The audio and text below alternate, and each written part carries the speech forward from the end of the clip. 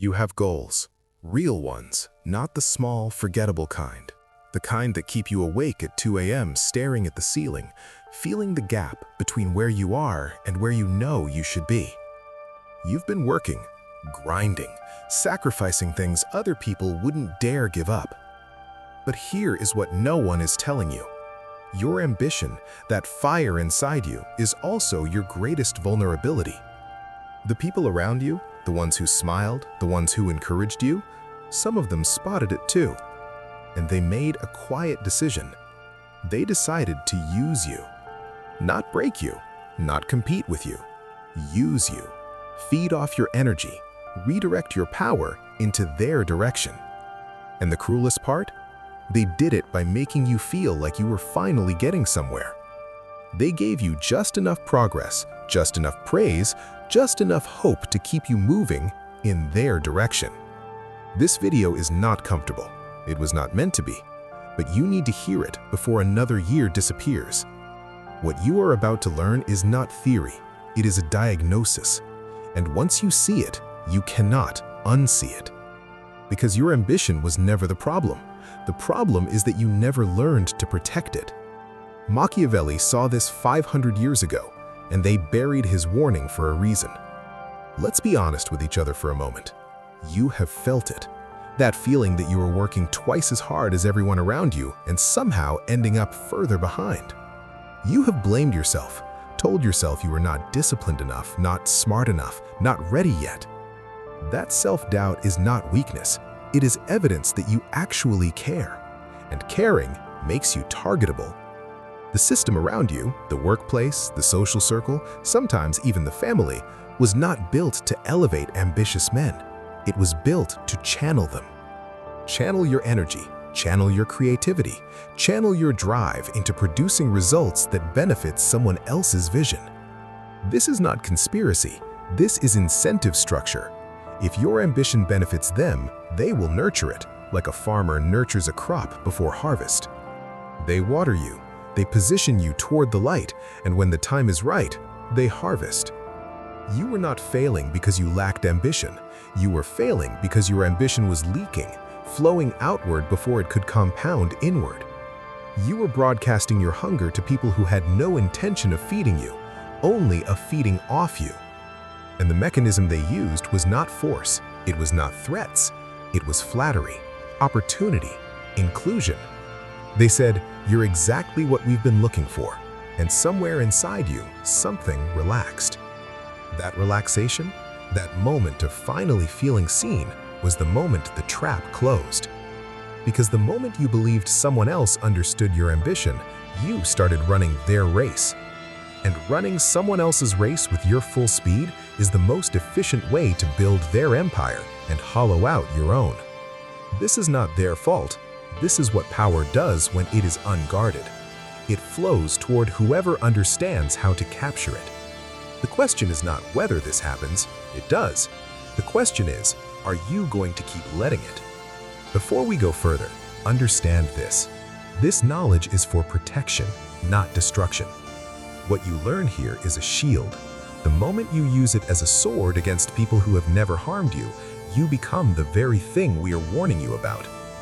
500 years ago, a man sat in a cold study outside Florence, stripped of everything: his title, his position, his power. His name was Niccolò Machiavelli, and in that exile, humiliated and discarded, he wrote the most honest book about power ever put to paper. The church wanted it banned. Rulers called it immoral. The powerful feared it because it described exactly what they were doing. Machiavelli was not teaching people how to be evil. He was tearing the curtain off how power actually works and handing the map to anyone brave enough to read it. He understood something that most men in his era and most men today refuse to accept. He understood that the world does not run on fairness. It runs on perception, positioning, and the strategic use of other people's desires. And right here, only once in this entire video, you will hear his words directly. Let them land. Machiavelli wrote, "The lion cannot protect himself from traps, and the fox cannot defend himself from wolves. One must therefore be a fox to recognize traps and a lion to frighten wolves. You have been the lion, all raw force, all honest display of strength, and lions walk straight into every trap they lay for them. No one taught you to be the fox. No one showed you how to read the terrain before you moved. That ends today. Machiavelli's lessons are not lessons in cruelty. They are lessons in clarity, in seeing the game that is already being played, with or without your awareness. Here are 7 lessons drawn from his warning, starting with the one most men learn too late. Lesson 1. Stop letting people read your whole story. The ambitious man is transparent. He can't help it. His hunger is written across everything he does, his questions, his energy, his restlessness. You tell people your 5-year plan at the dinner table. You share your ideas before they are ready. You celebrate movement before you have arrived. And every time you do, you hand someone a map to your weaknesses, your timelines, and your needs. Machiavelli knew those who reveal their intentions become predictable, and predictable men are steerable men. Think about the last time you overshared your ambitions with someone at work, and 3 weeks later they were suddenly pursuing the same thing. It wasn't coincidence, it was proximity. You gave them the blueprint, and they simply built faster. The practical move starting today? Let your results speak first. Actions before announcements, arrivals before invitations. Drop this in the comments right now. I build in silence. I let the results make the noise. The quieter your process, the louder your arrival. Guard your vision the way you guard your most private thoughts, because that is exactly what it is. Lesson 2. They found your hunger for validation, and they never let go of it. Every ambitious man has a wound, a moment where he was dismissed, overlooked, or told he was not enough. That wound never fully closes. And the people who learn to press on that wound, carefully, strategically, gain enormous leverage over you. It looks like a mentor noticing your potential, a boss recognizing your talent, a person who finally gets you. But watch what happens next. After the validation, there is always an ask, a task, a direction, a loyalty test. You say yes because you've been waiting your whole life for someone to believe in you, and they know that. They counted on it. Machiavelli warned, the prince who depends on others for his confidence is never truly in power. True power comes from within and cannot be granted by another. The practical move? Stop seeking permission to believe in yourself. Your validation is internal or it's a leash. Drop this in the comments. I am the destination, not the pursuit. When you stop needing their approval, you stop being steerable. And an unsteerable man is a man they cannot use. Lesson 3. Not every open door was opened for you.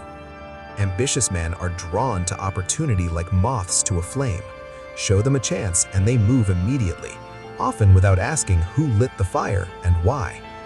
You have been handed opportunities that required your full energy, your contacts, your credibility, and when they succeeded, someone else held the equity.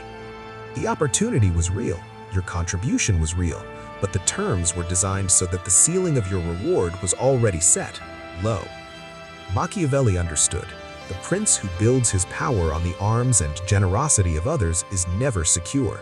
He stands on borrowed ground. Before you chase the next opportunity handed to you, ask 3 questions. Who benefits most if this succeeds? Who holds the asset at the end? What do I gain that I can keep? If the answers don't satisfy you, that's not fear talking. That's intelligence speaking. Learn to tell the difference. The practical move? For 30 days, pause before every yes. Ask who designed this opportunity and what they needed you for. The answer will change everything. Stop mistaking access for alliance. Someone opening a door for you is not the same as someone wanting you to own the building. Drop in the comments, I choose my own doors. I build my own rooms. Lesson 4. Your loyalty is currency, and they have been spending it without your knowledge. Loyalty is one of the most admirable qualities a man can have. It's also one of the most exploitable. You stayed. When others left, you stayed. When it was inconvenient, when you were underpaid, when you were overlooked, You stayed because of what you believed in. And your loyalty was used as evidence that you didn't need more. He's solid, he's not going anywhere. We can give the growth to someone we're less certain about. Machiavelli was brutal about this. The prince who rewards loyalty automatically creates dependence in the loyal, and dependence can be managed cheaply. Loyalty should have a return, not a transaction, but a return. If the relationship is only consuming your commitment and producing nothing reciprocal, that's not loyalty, that's servitude. The practical move? Audit your loyalties this week. Where is your commitment going? Who benefits? What is returning? What would happen if you redirected 30% of that energy toward your own foundation? Loyal men are not weak men, but unexamined loyalty is the quietest tax you will ever pay, and you will pay it your entire life if you don't catch it. Drop in the comments, my loyalty is earned, not assumed.